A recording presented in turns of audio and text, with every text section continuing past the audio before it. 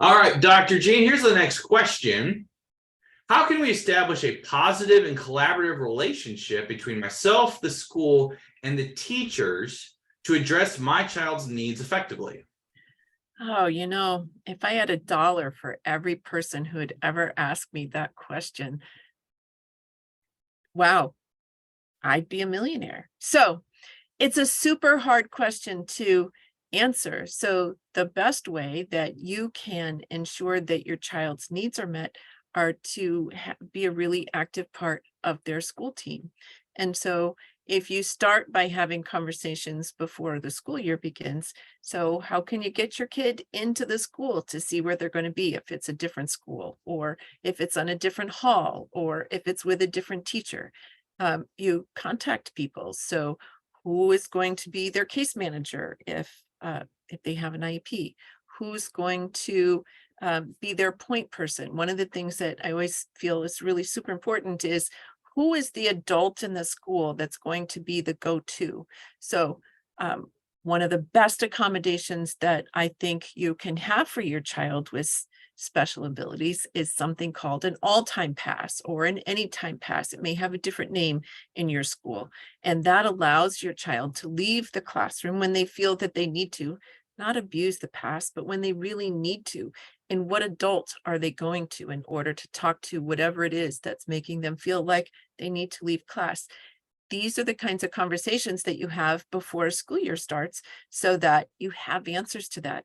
And you go in with an open and collaborative attitude and you invite conversation. So these are the things that I feel. How do you feel? What did you see last year when my child was interacting with this team of teachers? Have you noticed the same thing? I see this at home. Do you see this at school? So if you use joint language, let's talk about my child language, then you're going to be able to make progress towards having an open and collaborative relationship about your child. And so that's what I see. These are the things that I think we need. What do you think we need? What of other students who have similar special abilities as my child? What kinds of things have worked with them? So that kind of, here's what I think, what do you think? Those kinds of things are really helpful. Very good. Another question we have here from a parent. Are there any specific classroom strategies or accommodations that have been successful in supporting students with similar challenges in the past? That's what I would want to ask somebody on my child's team. So, for example, Alex has had behaviors all through school. And as he went from school to school, so he was in a specific elementary school and then a middle school, just like anybody else, and then a high school and then a transition school. So he was in 4 different schools. And the very first thing I would ask would be, so you've all read Alex's file. You know that he has different types of behaviors. What's worked in the past? What have you done with other kids? And so ask the school team, because hopefully they have worked with kids who are similar, and or taken things have worked with other teams. So in this situation, my son's former educational team found that if they did X and Y and Z, then that helped him sort of chill out, calm down, and get back into a place that he was ready to learn. Or I have had clients as a parent advocate whose children need breaks. It was really interesting because we found out as we monitored that one child in particular had 2 kinds of breaks that were written into his IEP. One was a scheduled break, and the other one was a break that he asked for. And what we noticed over time was the scheduled breaks were always things that happened, but he didn't ask for breaks on his own. And we found out as we sort of probed around that, we found out he didn't know how. It wasn't a matter of he didn't need one. He didn't know how. And so we needed to teach him how to ask for a break. And so that opened a whole new conversation between the parents and the school to figure out how to make that happen. So it's important when we're putting accommodations into an IEP or a 504 plan, that we're sure that everybody on the team is on the same page about the accommodation, and that the child that we're writing for understands the accommodation so that they can use it to their benefit too. Got it. Another question here is about assistive technology. I'm going to kind of paraphrase it here. Is how do I begin the conversation or explore any assistive technology or tools that could enhance my child's learning experience and independence within the classroom? So every district should have an assistive technology director or specialist, and it's their job to evaluate a child's need for an assistive technology. And they do that using a questionnaire that was developed by the woman who shared an office with me when I was doing my doctoral work. Oh, So, really? yeah, how cool is that? It's the most widely used questionnaire to evaluate for assistive technology needs. And so you request it, just like we request an IEP meeting, or we request an evaluation for any other need, a skill set that may need a boost. You do the same for an assistive technology. And that once that evaluation tool is scored, then it's an interesting process. So it may be that your child needs an assistive communication device. And so there are probably 150 or 200 or more. I don't know, because assistive technology isn't my area of expertise. But that person would then suggest one, and they do a trial. And so for X amount of time, your child would learn how to use that device. And if it looks like that's something that meets their need, then that is provided for them by the school, because that's part of free and appropriate public education. And if that's not the right tool, then they pull a different kind of communication tool in, and they give that a trial until they find the one that clicks for your student. And then that becomes the device that they have available to them. That's how you do it. Very good. And the always about leading and being the advocate for yourself and making sure that that happens here. Let's see, what other questions do we have here? How does the school address bullying or social challenges that may arise for students with special needs? Wow, what a question. So here's a scary statistic, Thomas. The scary statistic is that at least 2/3 to 3/4 of all children who are identified as having a special need will be bullied in their school career. So it's a real problem. And as parents, as with so many other things, it's up to us to take the lead. And I have found that two things happen. If our child is verbal and can talk about what's going on, often it's not a direct accusation that they're being bullied, but it might be things like so and so said, and there'll be some words that might be similar to, but not exactly what's being said. Or I don't like it when, and there'll be something, or they'll start avoiding things. So they'll either try to tell you and miss the mark, try to tell you hit the mark, and you're not sure whether or not to believe them. Please do. Or they'll start avoiding things. They'll start avoiding going to certain places. They'll start avoiding, try to avoid certain people. And so we need to pay attention to that. And then there's the other side, which is even harder to deal with. And that is if your child with special abilities is nonverbal or non-ambulatory and they're being bullied, then how do you know that and what to look for? And so again, they will show you signs that they are avoidant and they don't want to be around certain people or in certain places or to do certain things in which they have been bullied or they feel unsafe. And so those are the ways that we recognize it. And then the way that we deal with it is we have to bring it to somebody's attention. And hopefully, again, the educational team is at least somewhat aware, and there can be open communication and invitation to collaborate and figure out what we're going to do about this. So is the bully going to be addressed? Is there a way to keep your child separated from the person who is doing the bullying? Can we bring attention to other people around them so that they can help intervene on your child's behalf?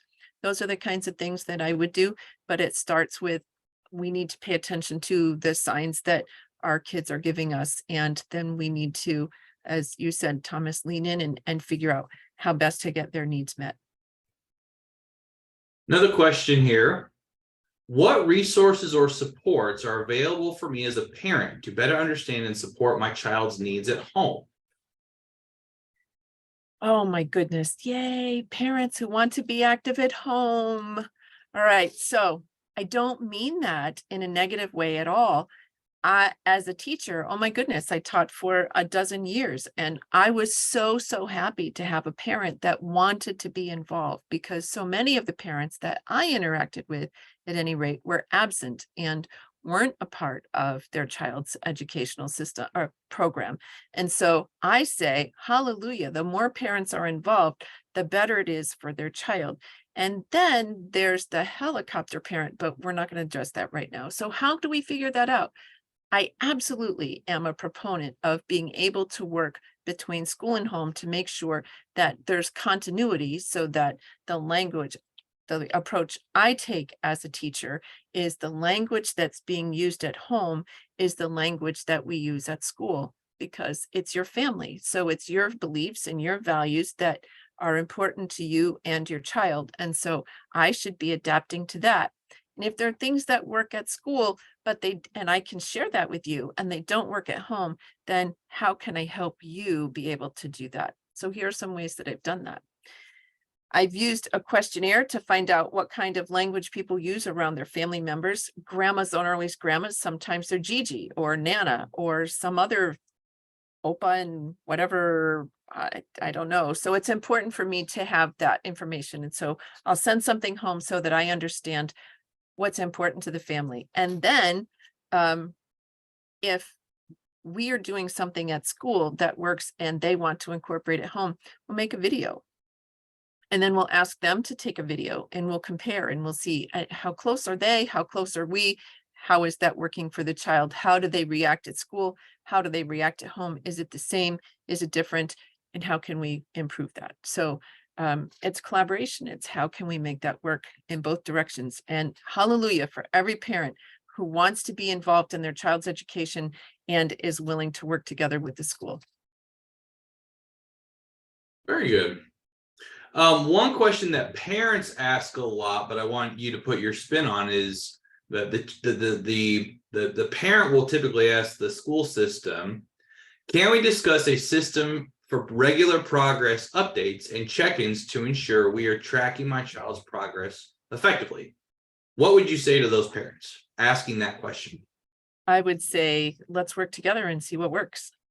So again, as a teacher, I have run the gamut on this one. So when I was working with kids who were nonverbal and the parents needed to know what was going on. So we had a daily communication notebook. So I would make sure that there were notes about what happened during the day so that the parent understood, because their child was unable to tell their parents what had happened and they deserved to know. By the same token, because the children couldn't tell me what was going on at home, couldn't tell me what was going on at home, then the parents would write me a note. So I knew how things had unfolded the night before. So that's one end of here's the progress every single day. Here's the progress. Two, it's written in the IP typically that the IP goals and objectives are reported on quarterly, just like any other student in any other school. And as a member of the education team, the parent has the opportunity to say, I would like to know more often than quarterly. And then it's discussed and it's agreed upon. So it can be, I would suggest instead of quarterly, I would suggest monthly. It can be whatever the education team chooses. Got it. Okay. And again, these are questions that you as parents would be asking of the school if you're in the same district. Next question. Are there any transition or planning meetings scheduled to ensure a smooth progression for my child to the next grade level or educational setting? That's an awesome question. I'm so glad that it's here. So as a parent advocate, I cannot tell you how many meetings I have gone to in the last 4 to 6 weeks of a school year. And if there are difficult transitions, we know that there's going to be a difficult transition from one grade to another, then I love this. We have actually decided as an educational team that the child is going to start either a single class or 2 classes in the next grade so that they begin to get a feel for what that's going to be. I love that, especially with kids for whom transitions are especially difficult. They get a chance to go to their new classroom. They get a chance to meet their new teacher. They get a chance, often some of the same kids will be there, so they have that experience, and it's a less difficult transition when they come back the following year. If they're moving from building to building, and by that, I mean, so wherever that break is between elementary school and middle school in your district, so often it's 5th to 6th or 6th to 7th, and that transition from middle school to high school. Again, some places it's 8th to 9th. It can be different in your neck of the woods, wherever you happen to be. But those big changes, the receiving team often comes to that last meeting of the school year and sits in and hears, and here is how my child does this and this and this. And this educational team talks about these are the supports we have in place, and the receiving team can then be prepared. I've also seen opportunities for the sending educational team to write notes. Here is how this child does best in, and name a subject, and those get passed with the child in addition to any conversation that they have. And I think that all of those are really good strategies to make sure that those big transitions happen smoothly, and that the receiving team has all the information that they need, and the sending team has an opportunity to make that available so that there aren't any surprises. Surprises, never really great. Got it. Got it. All right, we're going to switch this up a little bit and focus not just on the child, but on the parent. I had a question here. Are there any respite care services or programs available during the summer to provide temporary relief for caregivers? Wow, if only. So there are a couple of things that you can do. There is an organization on a website called care.com that will punch in special needs or disabilities, and there are people who are willing to help care for your child with special needs. Vet them carefully. There are like stickers or indicators on caregivers' profiles that will say that they have special training and that that's been verified. There are caretakers who have had background checks, and those are indicated on profiles.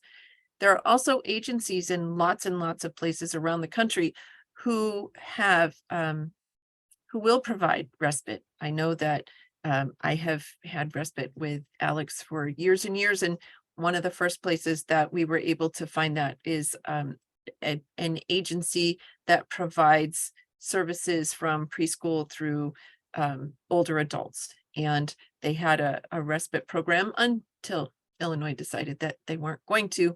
And we ranked 46th in providing those kinds of things in the nation. So here I am. So it depends on where you are too. Some places are really much better at providing those kinds of services for families than others. There are lots of community-based organizations that can point you in those directions.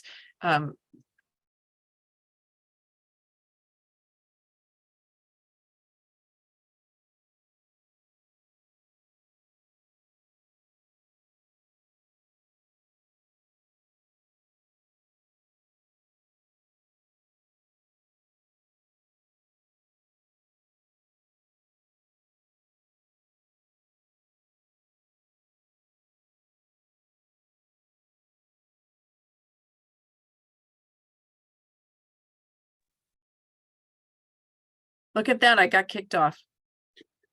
Where you fell off was, well, there are many community organizations. There are community organizations. I was trying to, so some of them are through your county and some of them are through your village, town, municipality. And it really is dependent on where you are. And there's always, there are state level organizations, departments that can help as well. It's a matter of asking other parents if they know. That's one way. And the other is your favorite search engine and just keep punching different combinations in, or ask at your school if they know of any child advocates and a parent advocate. A parent advocate will absolutely be able to point people in a direction. May not be able to provide services, but can point you in a direction. Okay. Okay.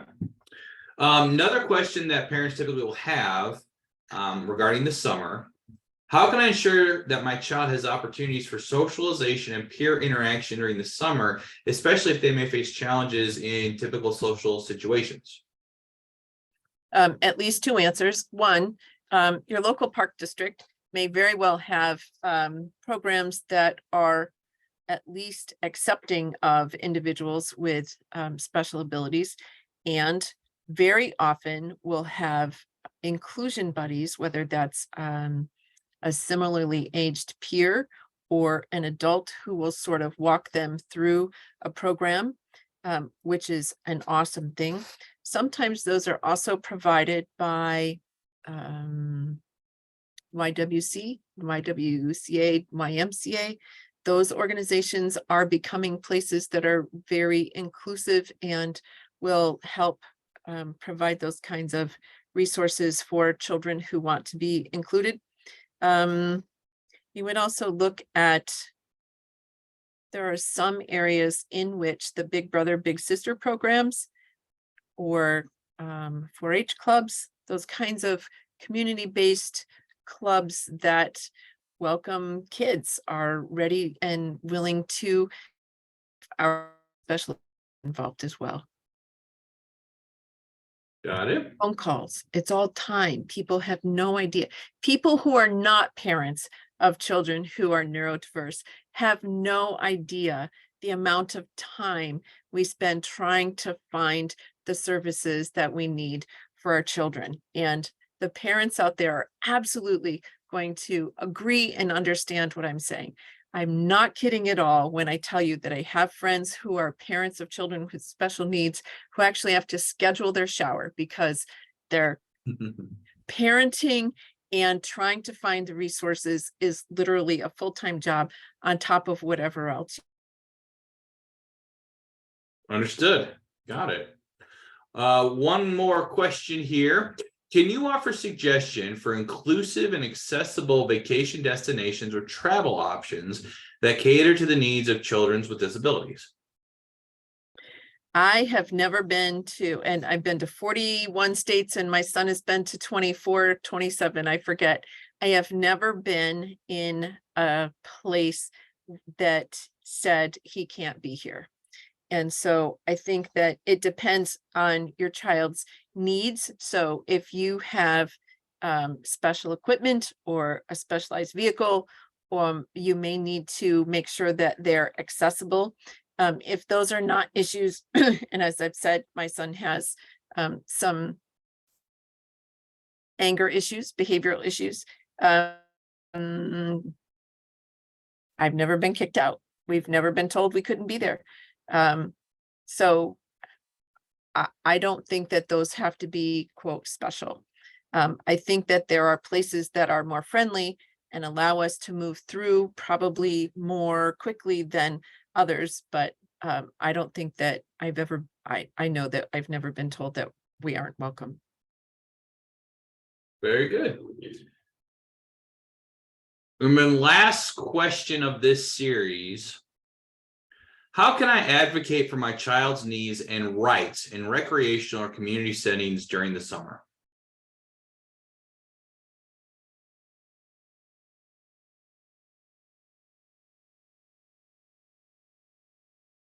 So my first answer is we shouldn't have to, as parents of children with special needs. How sad that we have to ask that question, but thank you for having the courage to bring it here. So I would do the very same thing that I would do in a school, and that is, here is my child, here are his needs. How can we meet his so that he can be involved in this program? And then I would find out what their response is. And if it's something that I feel really strongly about, then if they need to have a helper, then they have to find a helper, and there are organizations that will do that. If it's absolutely impossible and it just doesn't work, then find another organization that provides a similar skill that is more open-minded about being inclusive. And sadly, sometimes those are the choices that we have to make as parents, that we have to find a choice B because choice A isn't willing to work with us. And we have the power of our voice. And if there is an organization that doesn't welcome everyone, then we can talk about that. And then other people know that that organization isn't very inclusive, and that makes a difference. Very good. All right, so just quick break. I'm going to start asking questions from the new school, new district, and I'll preface these as best as I can from the question. So when people are watching it, they'll have a little bit of the context in which it was asked. So I might do like a 10-second, 20-second run up just to get my brain right and framework. But we're on that set of questions now. Make sense? Yep. And or if it looks like we can go to the ones we haven't asked below all of that, then that's okay too. And I need to ask, on my camera, I have blue following my eyes. So when I sit like this, my eyes are literally this bright link blue. Is that coming across here, or is it just a function on my screen? Let me see it here. I see right now. Yeah, I see it. You got blue eyes. Well, I see Mhm. the reflection in the glasses. Mhm. So if you need to angle away, that would be good. And then I'll look when we're doing the videos to see how noticeable it is. I might be able to do some color correction on the film editing. That's a little bit more of a intermediary skill that I haven't done yet. But And it's following me. yeah. So it's kind of like that whole, you move your eyes to see if the painting is following you, and it looks like it is. Are you looking at the camera so it looks like you're looking at the person? I don't know where to do that. So I tend to look in the middle of the screen. Green. Except Yeah. when I do that, it sits right on my eyes. And so Yeah. I have been bringing it down so that it doesn't, because now I don't have it. And as soon as my eyes are here, it's like almost as if there's some You kind got of, weird blue eyes or whatever. Yeah. I know, right? I don't look evil because they're not red, but Right. not We great. don't want evil eye, but no, like when you were doing it that one way, it's hard to see if it's there at all. But we'll keep an eye on it. I'll see if I can do color correction and then note for next time or whatnot for this. So I have my other camera on because my computer camera is more blurry. So this one is more focused. I didn't know that I was going to have to chase a blue on it. Well, to be honest, I didn't notice the blue until you said something about it. Mhm. So again, we'll see how it renders out when we get it from Zoom. Okay. So, okay, so I will go through this green list, and then if there's any additional ones and any time left for the generic list, we will go there. I also see Emmys from May. Okay. All right. Ready? Whenever you are. Okay.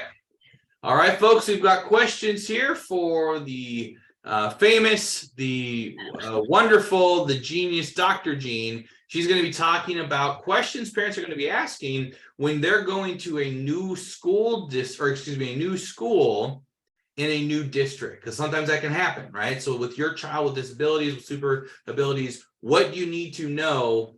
And Dr. Jean is going to be answering and helping you ask the right questions and what do you think about when you're doing that. So first question, when it comes to a new school and a new district, what is the process for transitioning my child with special needs from their current school to the new school? And is there any paperwork or documentation that needs to be transferred? So process is, hello, my name is, my family just moved into your district and I have a child with special abilities and I would like to enroll my child in your school. And then they're going to say, does your child have an IEP? And your answer is, yes, my child does have an IEP. And you send that to them, or the district you're leaving sends it to the district that's receiving, and that's it, you're in. Very nice. Very nice. So then let's take that a step further. Can you provide information about the school's approach to inclusion and fostering a supportive environment for students with special needs? So that's a great question, and you absolutely want to ask that of the new district and the new school. So I have some experience. Thomas, I have a story. Another installment of survival stories with Dr. Jean. Yes, this as an advocate, I have a friend who decided that they wanted to leave the district that they're in and they wanted to move to a district about an hour away. And so every IEP meeting that we had for probably a year and a half to 2 years, she at some point during the meeting would say, we need to write this IEP as if it's going to be anywhere in the United States because we don't know where we're moving. So the trick is, every IEP should be written this way, but I can guarantee you that they're not, because I have spent the last 5 years with 500 IEPs, and some of them are written exceptionally poorly and some of them are written exceptionally well. The ones that are exceptionally well are written in a way that anybody can pick this up anywhere and understand these are the child's abilities, these are the child's areas of weakness, these are the goals and objectives, these are the services they're receiving, this is why they're receiving the services, and I could pick that up and I can do what's on that IEP. This is what I do. So there are others that don't do that. And so I get a piece of paper that has some stuff on it, but it doesn't tell me enough about this student. And so when I then meet with this student, I am starting from ground zero and I have to figure out where they are and what they need and how I'm going to teach them because it's not documented well. So one of the very best things that can happen as somebody who is moving from one district to another is to make sure that the IEP is written in a way that anybody can implement whatever is in the IEP. Remember that the IEP is a legal and binding document. And so it travels with the student. The receiving district may want to have an IEP meeting, but they don't have to. So it's entirely possible that they will take the IEP that has been developed and implement it, but they can only do that if it's written well. And so that's one of the things that I would say. They need to be able to take whatever is put together from school A, pick it up and take it to district and school B and be able to have that implemented. Okay. Next question. How does the school handle individualized education program meetings and implementation? And are there any specific timelines or procedures I should be aware of? So those are all legal. They're written within the federal law that governs individual education plans. And there are specific timelines that are written into the law. So whatever is being done in school A, district A, is probably identical to school B, district B, because this is a federal law. So it doesn't change state to state, town to town. You have 10 days. And from the time you request an IEP meeting to the time that it's on the calendar, you have this many days to conduct an evaluation. You have this many days to have the paperwork. So that's another one. You have so many days that the receiving school has to have the paperwork before this child can begin their attendance there. So all of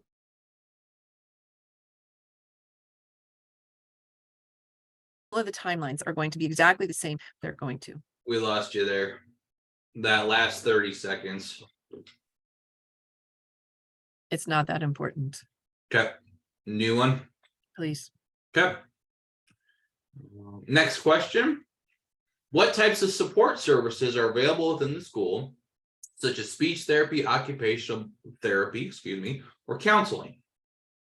I think that it's important to have an awareness of all of those. And if your child has had some specialty service in the district that they're leaving, then I think it's super important to find out whether or not it is also available in the receiving district. I have two great examples.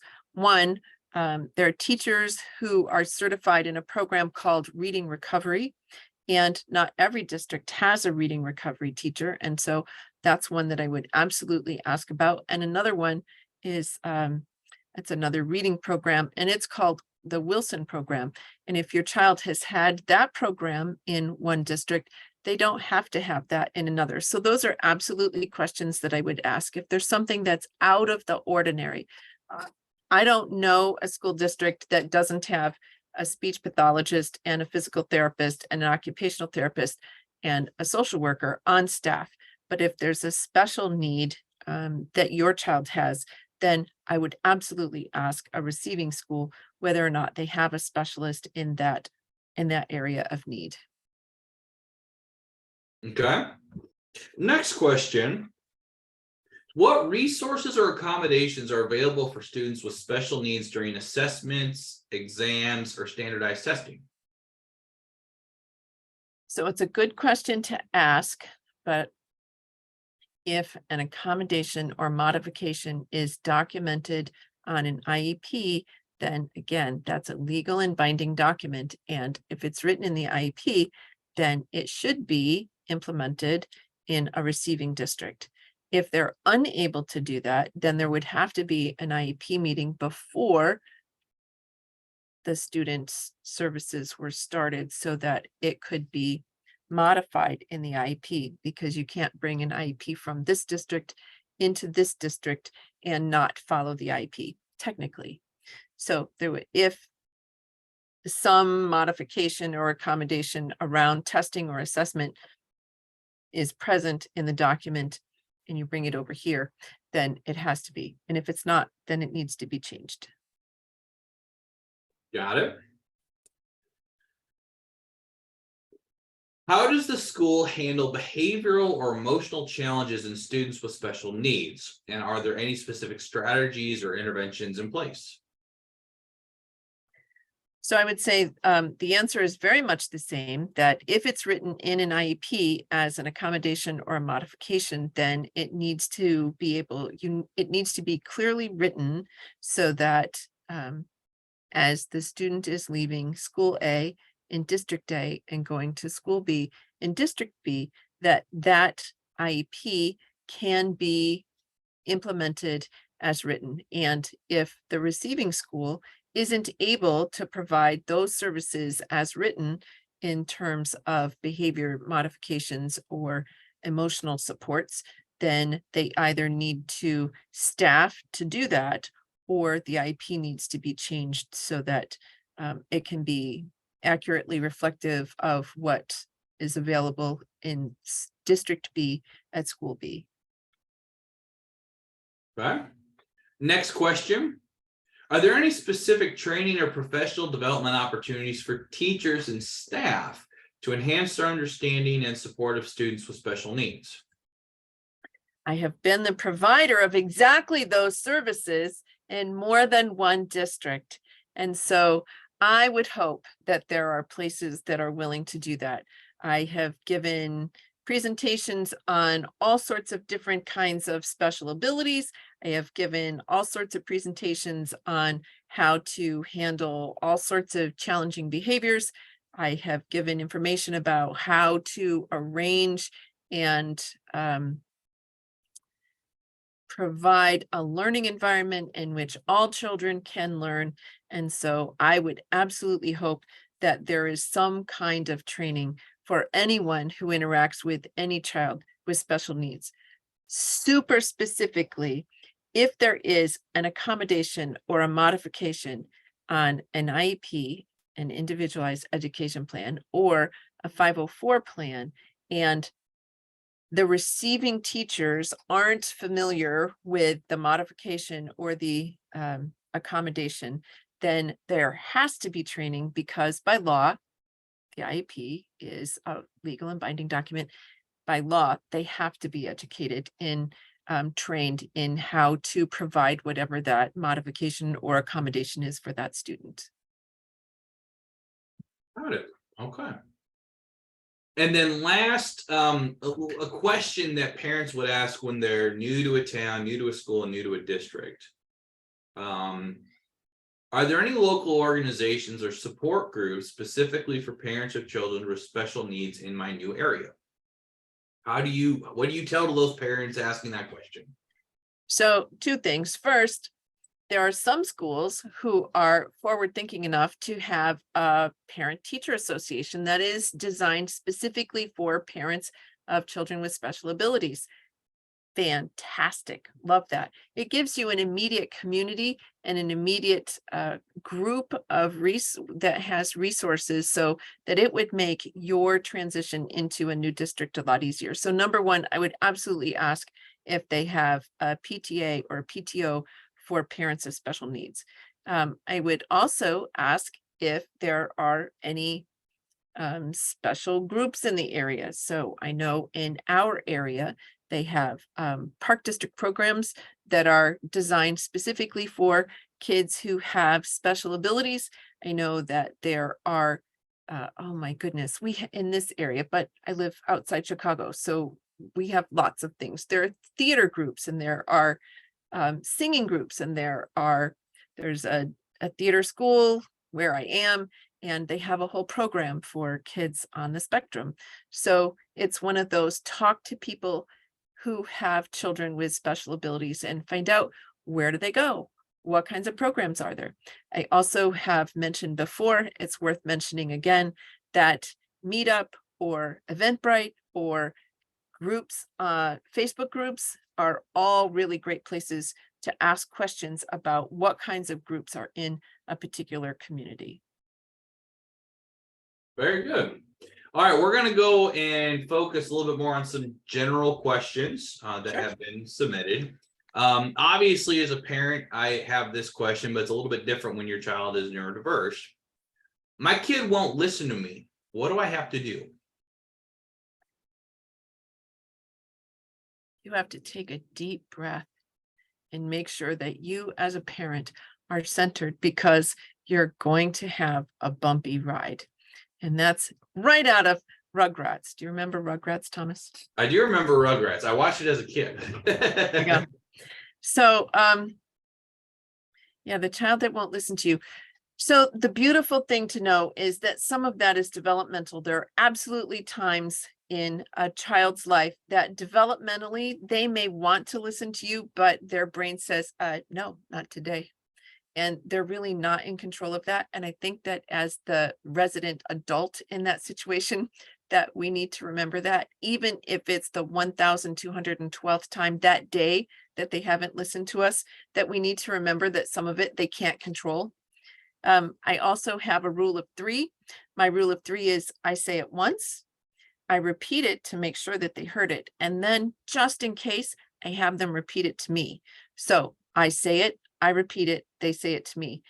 The third time is usually the charm, because if it comes out of their mouth, it's real to them. So there's another one. Another thing that I do to help children listen is write it down. If it's on a piece of paper, then it gets rid of an awful lot of the power struggle. You can even create the list together. Doesn't really matter how you create the list. It takes it from here, person to person, and puts it somewhere else. And as soon as it's somewhere else, it diffuses some of that. I have to challenge you because my brain says so. It's on a piece of paper. Did you look at the list? I don't care the order they get done either. If there's 5 things on the list and number 4 gets done first, cross it off. Hallelujah, 1 down, 4 to go, right? Those are the tools that I have. Timers are helpful. If you say that you have 10 minutes and this has to be done, again, then you're not tapping on your wrist and your watch. Here is the timer. Did it get done in the timer? It didn't. So there's another one. How am I doing, Thomas? They have lots of ideas. Combine all of this. If this gets done, then this happens. Carrot, stick, carrot, reward. So if you do this, then you can have this. It could be something that they really like. If it doesn't get done, I'm really sorry. So we're going to have to do something on the list in order to get to this. Lots of stuff. Those are all things that I would do. If your child doesn't listen, come at it from a different direction. Saying the same thing over and over and over and over again that's not working is not going to change the fact that it's not working. So you have to change it up, come in from a different angle, trick them. I am not beyond bribery. All of that works. So let me ask just an extension on that. I myself as a parent find myself telling my kids no a lot. And I feel like that maybe that's the wrong approach, and maybe the languaging needs to be shifted around. To the parents who find themselves saying no or stop a lot, what would you say to them? I would say, yeah, you're using the wrong language. Absolutely. So instead of no, what did I ask you? Or how can we get this done? Or, didn't you say you wanted to blah, blah, blah, whatever that thing is. If this is what you want to do, this is what you have to do first. First this. So just turn that first then around, right? So they're constantly saying no isn't really going to get you anywhere.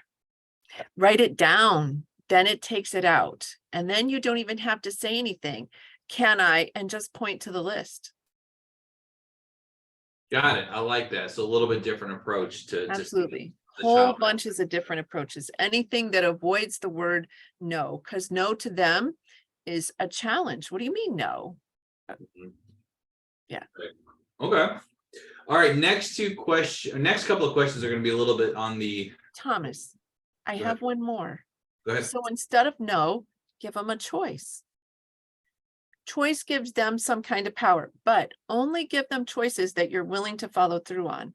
So if you say, do you want to do make your bed or have a lollipop, and they say the lollipop, you better be willing to give them the lollipop, right? So only give them choices that you're willing to follow through on. You're not saying no, you're giving them a choice. They say face, it gives them, they feel empowered, they have a choice. I use choice making a lot too. Lists and choices, timers, whiteboards, choices. I like that. I don't care how, it doesn't matter to me. The order doesn't matter. It's the task that needs to be done. Doesn't matter how I get to it. Gotcha. Very good. All right. So the next couple of questions we have here are going to be a little bit more based on the parent and some of the emotional sides of what it means to be the parent of a child who is neurodiverse. And I know that, it's not just the fact that it's always about the kid. As the parent, there are things that you have to do, things you have to work on yourself as well too. So some of these questions are going to focus on this. And this one we had it says, I feel like my spouse is in denial about our neurodiverse child. What do I do? So this is a question that I hear a lot as an advocate and a behavior specialist, because I go into homes and I work with families. And sometimes it is culturally sensitive to admit that you have a child who has special abilities. In fact, it is so culturally sensitive that you don't want to say that your child has special abilities. And so one of the things that I then have to talk about is, okay, so how can we present this in a way that isn't damaging to you or to your child? And that's what actually starts to happen. And that's usually the inroad. The inroad often is you are denying your child access to your culture, your family, whatever, by holding this, keeping this to yourself and not giving them the opportunity to meet their to be immersed in their culture or immersed in their family. And so try to come at it that way. And some of it is you have to do it in baby steps. So if you just have to do it in baby steps, and it's difficult. And for the parent that is in denial, that denial is real. It's something that inside they just struggle with. And so it's really important to acknowledge that too. It's not that they're trying to be intentionally insulting to anyone. It's that they really are struggling with finding a way to have acceptance and be able to talk about that openly. So let's take that to the next step, though, because some of the questions that you've seen as an advocate and the people you work with, unfortunately, do deal with that issue of the spousal relationship. One question was basically said, if we don't get help with our child, we're going to divorce because the stress is just too much. What do we do? Like those folks that are at the end of their rope, not only with the child, but with the spouse as well, too. So I was really privileged in one of the jobs that I had. I was able to go into families and offer family advocacy, which is different than parent advocacy. When I was a parent advocate, I very often went out into schools with families and I sat with them as they were interacting with school districts. When I was a family advocate, I went in and on behalf of the child, I worked with the parents. And when I did that, it was often exactly the case from the question prior. One of the parents was really leaning in and trying to figure out how to do what was best for the child, both in the community, in the home, in the school, and the other parent tended to be more distant and wasn't as involved. And so one of the things that I was able to point out to an awful lot of families is a sad statistic that 88% of all families who have children with special needs end in divorce. And very often, that was a shocking enough statistic that they would say, I don't want to be part of that statistic. And so we then had a place to start working. And if that would start with, and if you don't want to be part of that statistic, then we need to have some really candid conversations about how we're going to move forward so that there's peace in this household and there's cooperation between parents and there's collaboration with other agencies that are going to help support your child. And so they're super difficult conversations, and they're not always successful.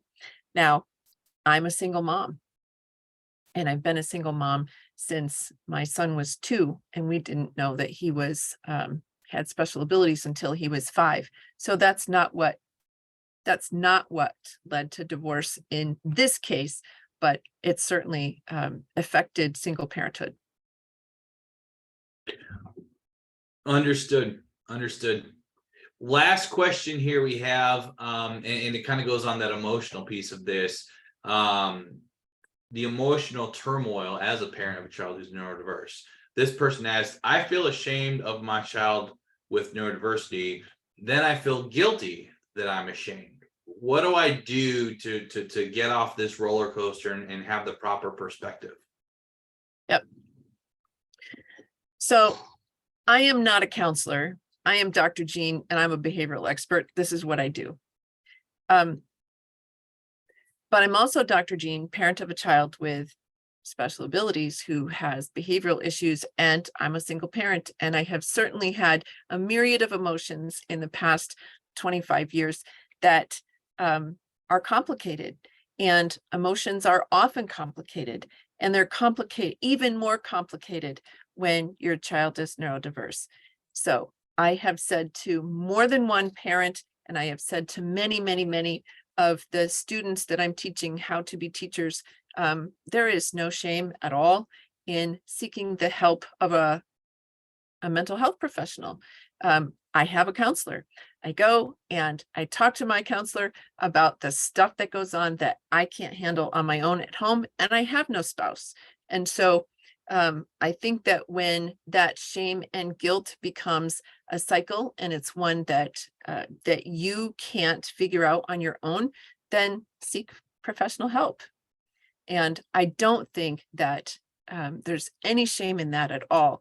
Our path as the parent of a child with special needs is a difficult path, and not everybody's going to understand that.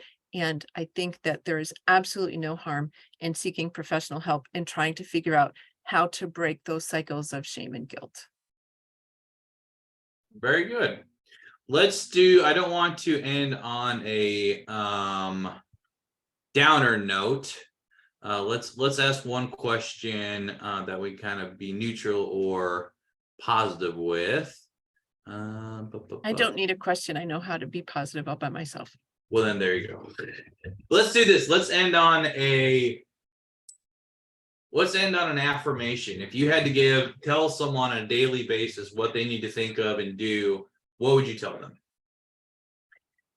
So that's basically the direction I was going to head in. So it is exceptionally difficult to be the parent of a child with special abilities.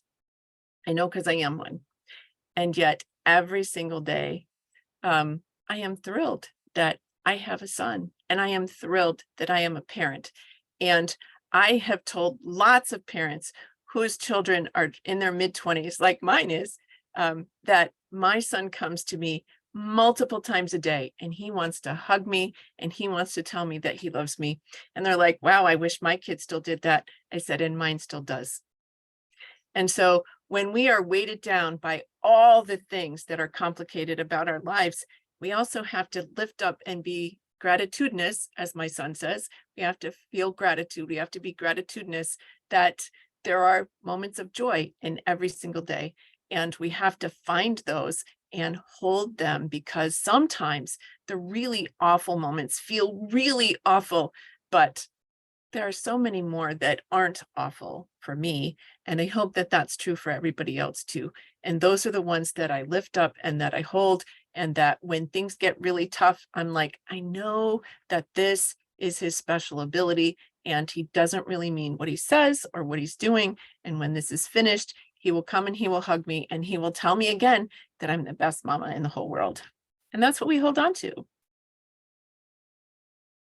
Wonderful words to end on for this evening. So Dr. Jean, thank you. We appreciate that. And we'll go ahead and go from there. All right, so there's our video cut break. Long day, a lot of work. Well done. Anything else you want to cover before we call it a night? No, I'm tired. I want to go. You I've been on my butt way too many hours. I have to go walk 4,000 steps. Good walk. I'll talk to you tomorrow, all right? All right. Good day. Thanks. Bye. Bye, Jean.